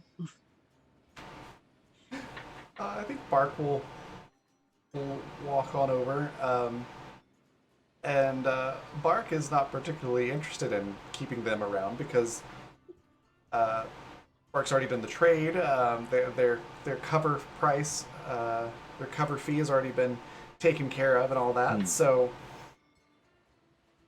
Bark's like, let's not antagonize the nice people who might come back and spend more money in our town. And looks to the group. Goes, I'm sorry. Lady Di gets a little over hyper when she hasn't had her special elixir at night. So I can't kind of That is remember. not a little more truth aggressive. now, Bark, but I can still tell you to shut the hell up. Can I do a deception roll? You can, but simultaneously it appears Locrian is casting Crown of Madness.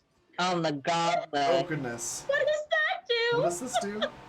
Exactly what it says in the chat. One humanoid of your choice that you can see within range must succeed on a wisdom saving throw or become charmed by you for the duration. While the target is charmed in this way, a twisted crown of jagged thorns appears on its head and madness glows in its eyes.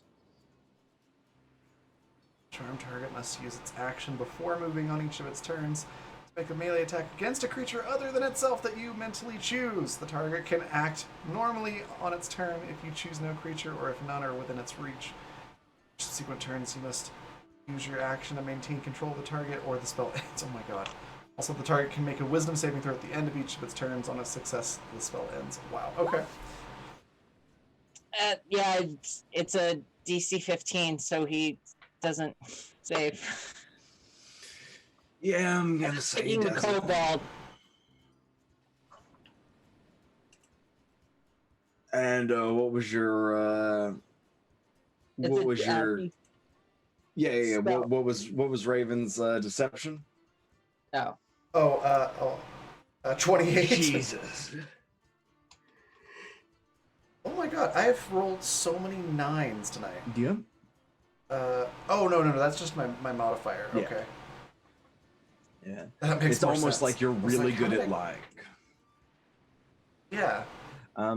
Okay, so you what bullshit were you trying to spin? Just that Lady Di was being so aggressively persuasive, and kind of uncomfortably trying to get them to stay because, being undead and so very, very old, that she just required, a certain elixir to balance that out. Okay. And I think he And she hadn't taken it tonight. he starts to buy it, and then iron thorns start to grow from his head, and his eyes glow with madness. What do you command him to do, Locrian? I command it. Well, I'm choosing the target of the kobold, so he has to attack the kobold on each of his turns, which we don't have. We're not in Okay. combat, so we don't have turns yet. But Well, go ahead and roll initiative for me, everybody. We'll uh-oh. count this as a surprise round. Yeah, that's not Oh my gonna hit. goodness. He's not proficient in unarmed strikes. Oh my gosh. Oh. 11. Okay, this is my third nat 1 of the game. I'm going back to real goodness. dice. Screw you, D&D Beyond. Dice. Well, all right. Looks like its initiative is going to be Locrian. What's your dexterity modifier, Face? Oh. +4. Okay, so it's going to be Locrian, Face, Bark, me, then Calliope. So Locrian, we are back to you. I am going to. I'm gonna hold my action. No, you know what? I'm gonna cast Vicious Mockery on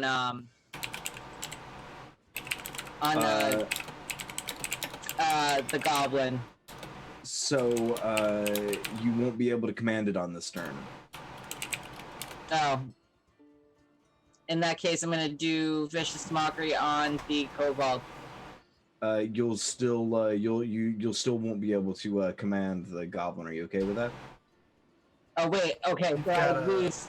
It takes your action. You Oh. must use To your keep it action up. to maintain control of the target, or the spell ends. Oh, in that case, I'm just gonna maintain the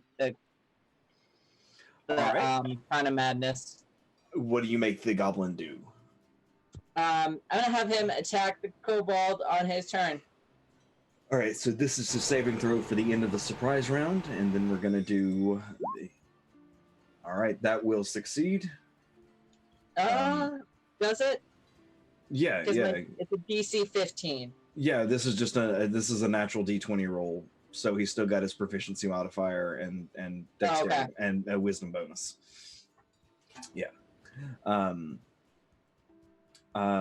So yeah, the spell ended last turn, so you can cast Vicious Mockery this turn if you'd like. Okay. I'm gonna Sorry. do that on the goblin. All right, let's give him his wisdom save. That's not gonna do it. So he's gonna take 2 points of psychic damage, and his next attack will be at disadvantage. Which brings us now to Face. Yeah. I think has a short bow and is going to get that out, but just ready in action to shoot if someone attacks one of their friends, but they're not sure if they should attack right now. So All right, Bark.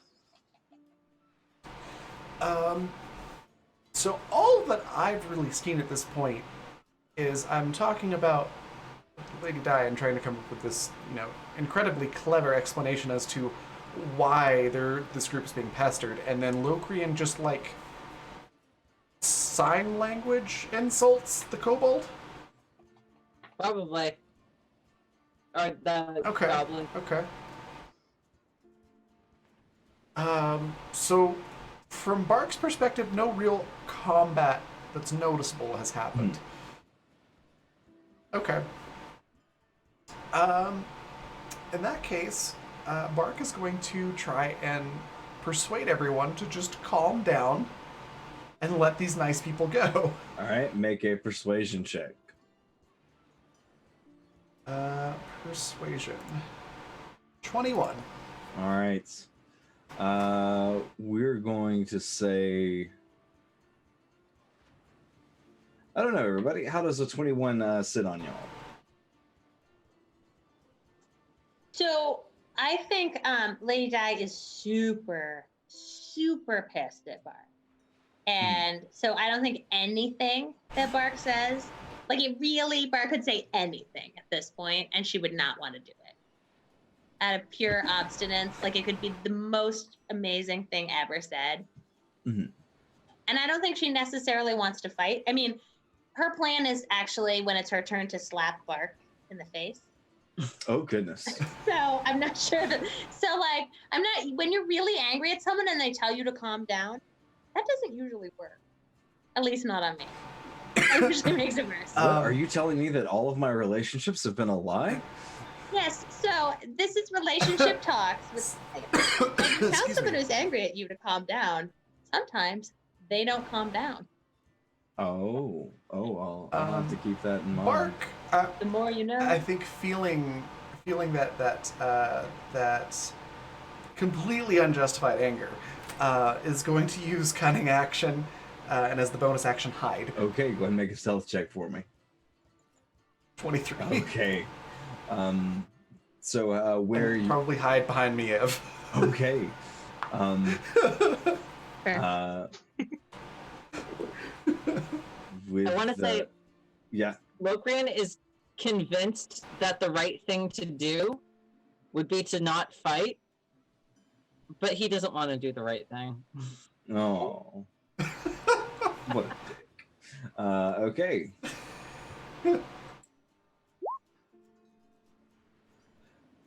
Oof. That's some sick rolls. Big oof. Man, big oofs. If only this was combat. Yeah, so you see suddenly the look of sanity coming back to the goblin's face, and he goes, everyone stay calm. Stay calm. I'm going to need we're all going to leave. We'll be leaving town. We mean to cause no problem. No, stop looking at the moon. Stop looking at the moon. And you notice that the turtle is gazing at the moon. And the turtle begins to grow his arms kind of turn into flippers, and his kind of short, chunky turtle tail becomes more of feathers, and you notice color patterns are erupting on his chest and on the back of his shell, and it's kind of his chest is turning white with his shoulders turning black, and his turtle-like maw begins to grow into a more closely closed beak, and before you see a were-penguin hopping around viciously, where the rest of the group is avoiding the looking at the moon and going, Clemens, calm down, Clemens. And they're all not gonna do anything, but Clemens is what is Clemens gonna do? Clemens is going to start sliding on his belly. not necessarily aggressively towards anyone, but some of the like tents break, and you see him take the legs out from under a humanoid waving a giant asexual pride flag that has like just kind of like a bandolero of ace pride colored dice across their chest. Just completely takes the legs out from under them, and dice go everywhere on the sandy beach. This is a very dicey situation. Goodness. I'm not sure why you're laughing. This is serious. That suit's gonna get ruined. It's lovely. I'm not sure why he hasn't worn it the entire time. So that's going to be Calliope's turn. Oh, just saying that is my turn? I'm using one of those crits that we earned to find Bark, because I have a +4 to perception. So that'll be a 24, and I'm gonna slap the shit out of you for saying I'm old in front of strangers. Oh, okay. Roll to hit. Cannot believe you're using an auto crit for this. So petty. Lady So Di, petty. you just not appreciate. Although, to be fair, if I was going to take a some sort of elixir for sanity, it would be Fabulous Coffee by Grinding Coffee. Is that good? Did I do a good job? That was amazing. So, Speaking of, but unfortunately, that hasn't come to Lady Di yet. So she's just going to use her mage hand to slap you. Like, she's not even going to look at you, and she's just going to use her new mage hand just to slap the shit out of you. Yeah, I don't think Mage Hand is capable of doing any physical damage, but it's the emotional damage and is actually there. slapping doesn't do any damage either. It's not the whole, it's the purpose behind it. The whole principle of it. Oh yeah, it definitely it stings the soul more so than the face.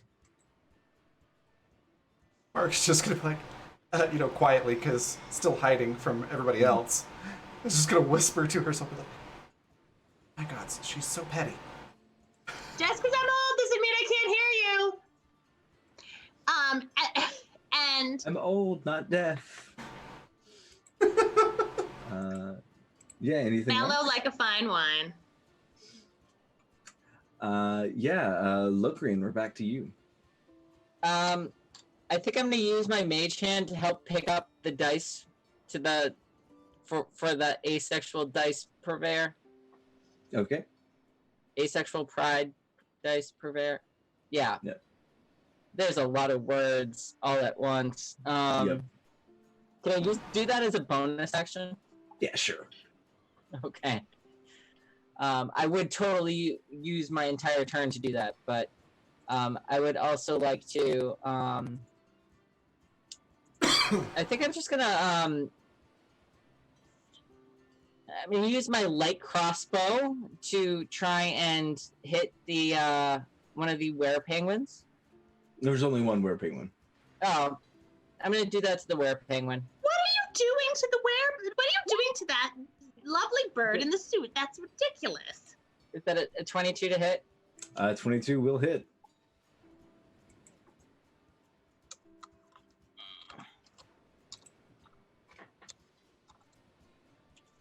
I know how to do this.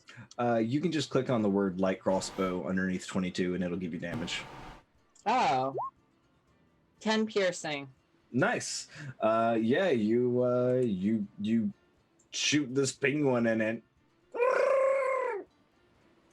In pain. Did I hurt it? Yes, you heard it. It appears not as much as you would normally expect, as it is. Maybe its feathers are incredibly dense, or maybe it's remnants of the turtle shell. But the arrow doesn't go as far in as you would expect, but it does seem to hurt it. Oh. That's going to be Maeve up next.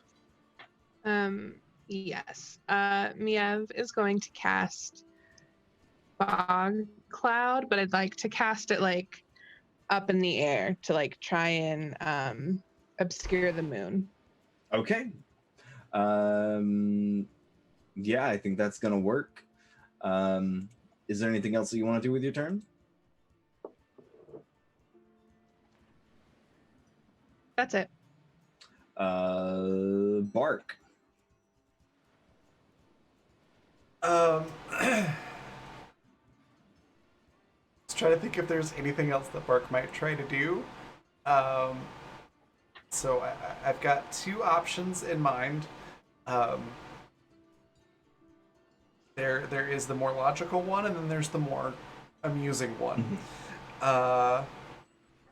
Which should I do? Do you all think? Amusing or logical? Let's hear it, chat. First answer is the one we go with. Amusing or logical? Amusing or logical? Logical or To be fair, they're both going to be amusing, but amusing, logical, amusing, logical, logical or amusing. Do. Don't let us down, chat. Amusing. amusing. Okay. In that case, Bark, being hidden, is going to run over to the swear penguin and, just like she's heard in one of those stories from a faraway land, try to cut off its tail, because that should make it go back to being normal size. In no way, of course, pulling it from Dragon Ball. Oh, okay. I was like, what the fuck are you on about? I have never heard anything like this before. Okay, all right, we're Dragon Balling it. Okay, all right. Go ahead and make an attack roll. All right. It's an 8. I'm assuming an 8 does not It hit. is in fact not going to hit. Oh, do I use a crit or do I use a d6? If you use the D6, it will have no effect. I will go ahead and let you know. What is wrong with Okay. you? I'm gonna crit. You're gonna crit. Chop people's body parts off now? I mean, it's one thing when you're undead and could just get a new one. But that way, penguin seems rather attached to its tail, Bark. Yep. You just go ahead and roll damage for their only. For their only. So for rolling, I'm assuming rolling twice for the crit. Yeah. Well, we'll do. It'll be 6 damage from the first attack, and then 5 damage from the second. Because you don't get your dexterity modifier. Oh, right. So 11 trying to cut off the tail. Well, it would have been 11, but it's almost like it's a lycanthrope and they have damage reduction. But yeah, you do manage to get a handful of feathers off with that crit, and it is now their turn. And I'm also gonna bonus action and hide. okay, well, is your bonus action to disengage or is your bonus action to hide? Can I hide while being in combat? You can certainly try. Okay. Yeah, I'm gonna try to just stay out of its view by. Penguins are world hiding. renowned for their peripheral vision. Yeah, I'm just gonna try to like stay behind it. So just sort of Zone of truth. as it moves, doing this. Are penguins world renowned for their peripheral vision? I'm gonna say no. 27. Okay, yeah, you just kind of turn into a sand halfling and just. I'm a rock gnome. It's rock gnome. Okay. Sand rock. It's close enough, right? Yeah, I mean they're not too far off. I'm just imagining Bark just being like Kronk in the Emperor's New Groove, just be like, can't see me if I don't move.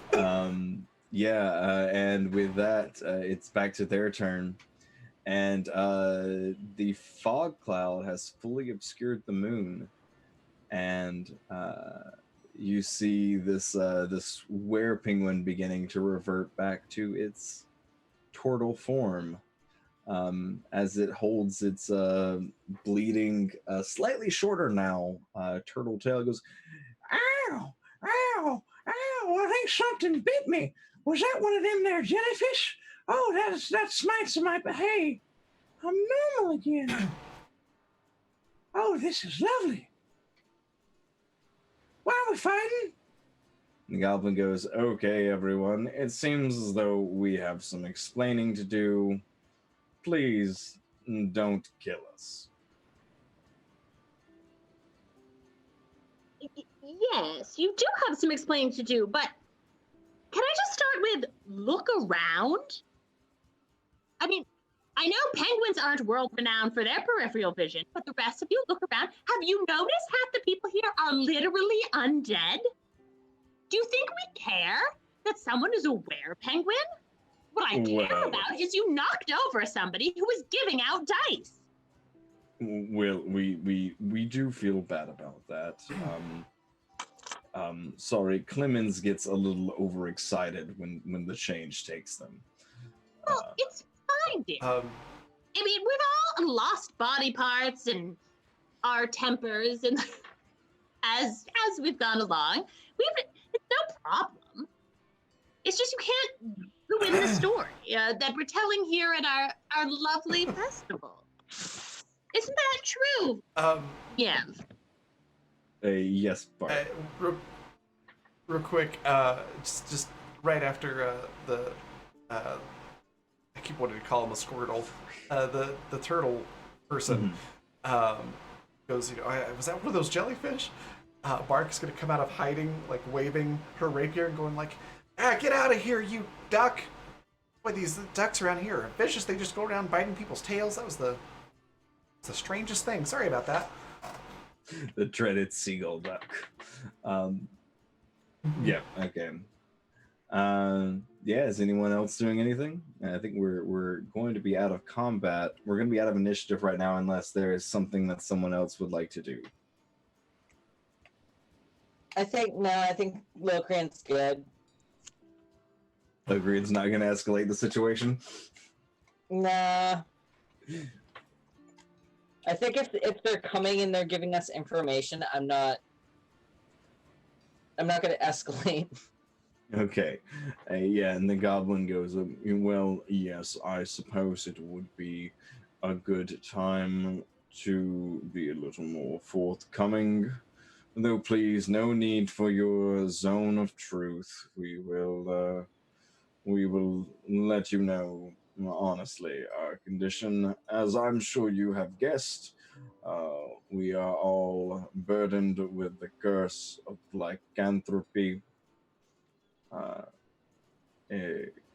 Clemens here, being a turtle, seems to have taken to it slightly differently, becoming a were-penguin. And the rest of us, though, all are some variety of were dog. The two halflings turn to something that resembles chihuahuas. The kobold turns into something resembling a crested hairless, and I, ever cursed by the moon, become a dachshund. Yes, it is a tale of great suffering and woe, and we live our life moving from one town to another, barely staying ahead of the mobs with their pitchforks and their torches. Please be kind to us and we will be on our way.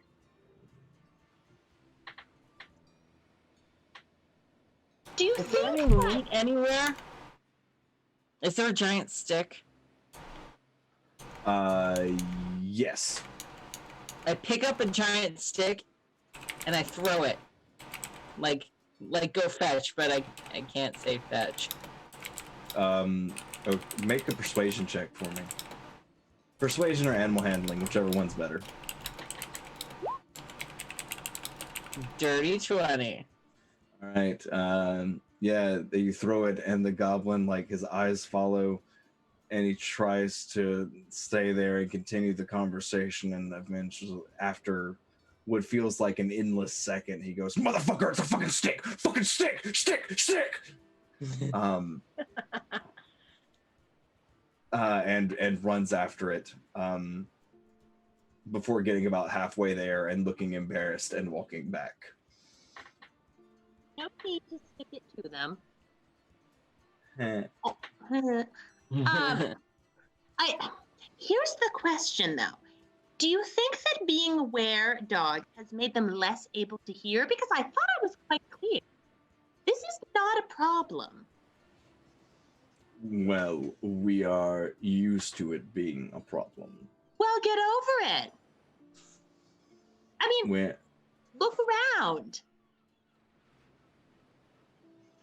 yes, you do seem to be an eclectic bunch.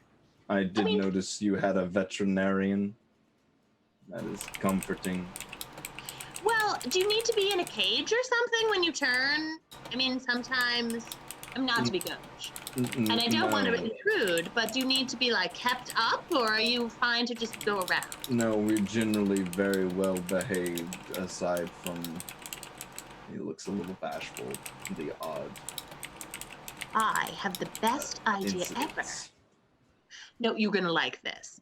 We've just installed all sorts of light posts, and it would just be my pleasure if you went and peed on every single one of them. And the halflings light up at this, and he goes, "Thank you." Be sure to tell the flaming skull that you just feel the need to urinate on everything he does. Would this piss him off? Well, it's better than being pissed on, I suppose. Well, are you saying that we have a welcome place in your town? I mean, I think I've made that abundantly clear, but you do seem rather daft, even for little puppies. Does everyone feel this way? Oh, sure. We can.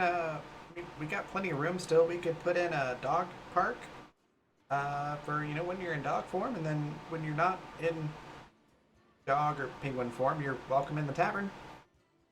I think I want to scratch the goblin behind the ears. He resists it for just a second, and he goes, "Fucking yes, that's the fucking spot right there. Please, stop that. That's very undignified." I rub his belly. That's. This is maybe a small breach of consent. I stop rubbing his belly. Thank you. It's not that it didn't feel good. It's just I'm trying to maintain a facade of professionalism here, and it's difficult. It is difficult when my leg is doing the thing, and you find my tickle spot, and I'm trying to be a professional. Yes. So, Green One, you have been silent. Are you okay with me and my kind taking dwelling in this town? Yeah, you green can one? stay. Oh, I'm green. okay. You can stay if any of you are good with flowers. I could always use some help at my flower shop. We are very good at digging holes. And yeah, maybe we could start a plant nursery. Plant some things. That would be nice. Do you have a kennel club?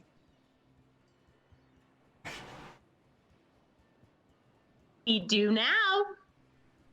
Lovely. It's so nice to feel welcome and belong.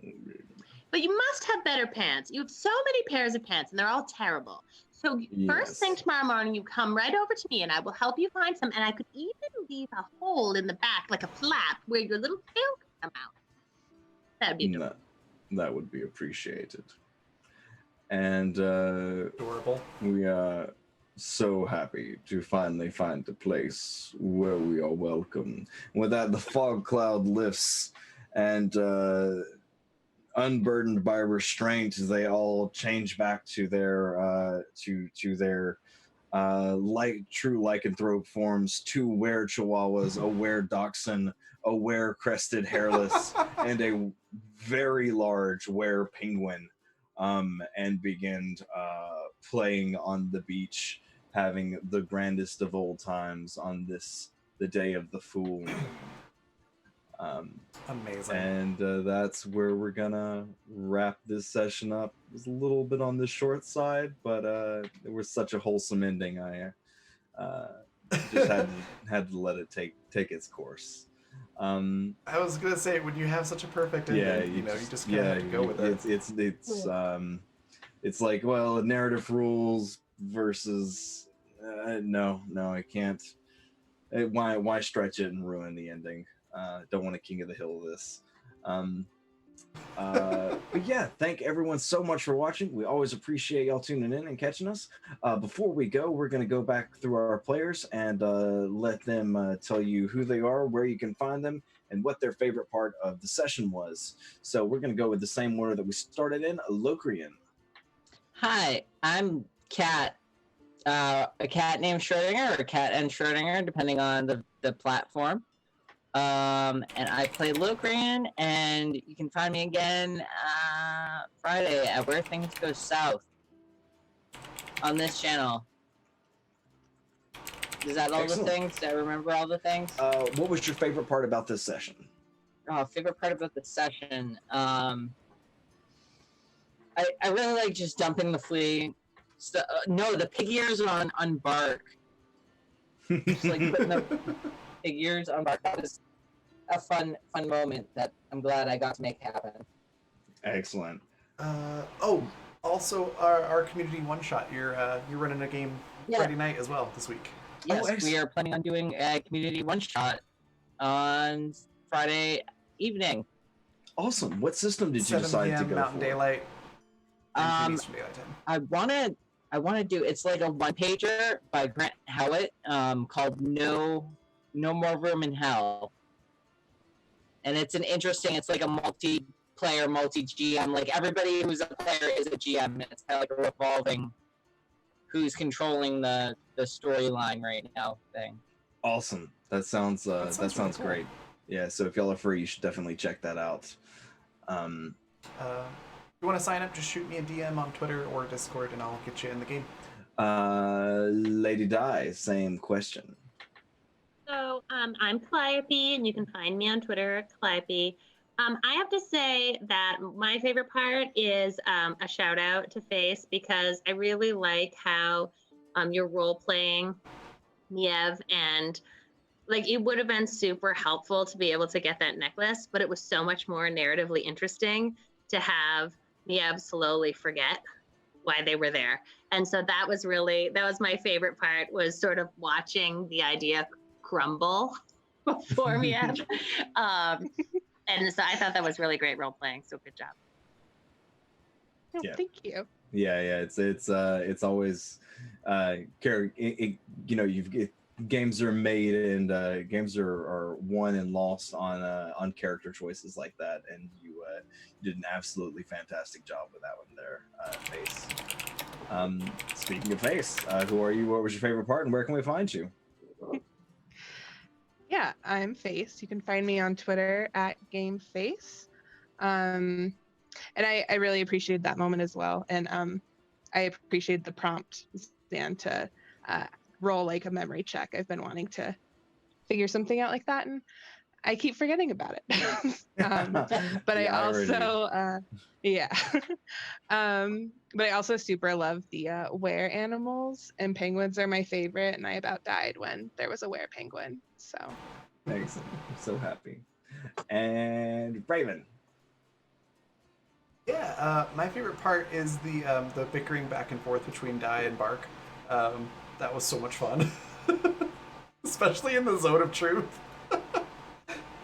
that whole like Di's great. She sells such tacky clothing. Ooh. Oh, I loved that. But the whole thing was fantastic. Everybody did a great job, and you can find me next. Tomorrow night, I will be DMing Water, which is it's a survival tabletop game in the same vein as Subnautica or Green Hell or The Forest. Games like that, like video games like that, but it's a tabletop. Um, where I play how did I put it earlier today? I play homicidal Mother Nature, and the party is trying to survive me, essentially. It's a lot of fun. I'm looking forward to it. That's tomorrow night at 7 p.m. Mountain Daylight Time, 9 p.m. Eastern Daylight Time. Um, and yeah, that's where you can find me next. Again, if you're interested in playing in a game with us this Friday evening, shoot me a DM on Twitter or on Discord, and I will be sure to get you in the game if we've got room. Wait, are you muted? I No? can hear you. Okay, no, somebody in chat said muted. Muted. I'm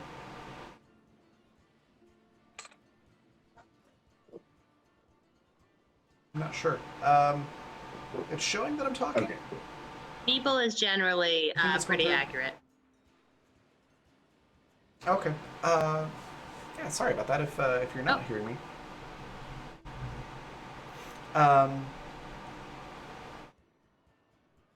Anyways, yeah, if you want to get into a game,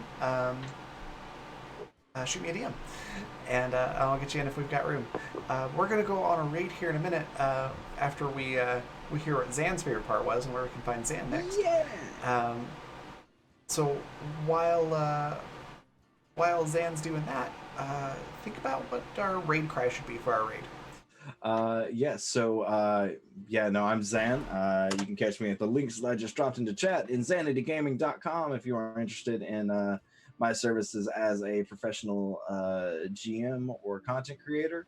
And you can find me on Twitter at twitter.com/insanity, yeah, this was a great game. I really enjoyed it. I think my favorite part is just the divine coincidence that I actually did not have planned out about the new streetlights and the werebeast. Gonna give y'all a little glimpse behind the DM screen that I did not have most of the session planned until we decided that it was the longest night of the year. Like, all right, well, that's gonna be werebeast. All right, werebeast are gonna pee on signpost, I guess. We're gonna have a good time. So how to raid, just whenever we're done with this, just stay on the channel and you will be automatically redirected, and you'll get some awesome guild tokens that you can later use to wreak havoc on the campaign. It's literally it is no effort at all to raid. Okay, thank y'all so much for stopping in. And oh yeah, next place you can find me is in Raven's Water game, and then Friday U.S. time I'll be in Brambleberry Games Curse of Strahd remix. That's gonna be a great time. Yeah. Awesome. Brambleberry is a friend of mine, and her channel is absolutely fantastic. She's a really cool person. So definitely check that out. And I was just trying to find... There was a great pun in chat earlier, and I can't find it. Something about when the moon hits your eye. Oh. It was so good. That'd be a great raid cry. And I can't find it now. Oh no. That was a Meeble bit. Mabel, what was There it is. I found it. When the moon hits your eye, and you turn into a big penguin guy, that's lycanthropy. I like it. So we're gonna go with that. Evil. All right. So our raid cry will be right here in chat in 1 second. Just feel free to copy and paste that. If you're a subscriber, you can just copy and paste them, and you'll get those emotes. If not, feel free to use whatever emotes that you have access to. And yeah, we're gonna go raid Kent Weeps, who is another fantastic person. Before we do head off, I want to say real quick thank you again to Michael Wayne for the donation of the $8, and the very funny and cool NPC that sort of showed up there at the end. with the Ace Dice. That was awesome. Thank you to the sponsors, Grinding Coffee Company and Fundamental RPG. And thank you to Zan for running the game and the players for being here. This was fantastic. So yeah, we're going to go on a raid, and I will see you all tomorrow. Bye. Bye.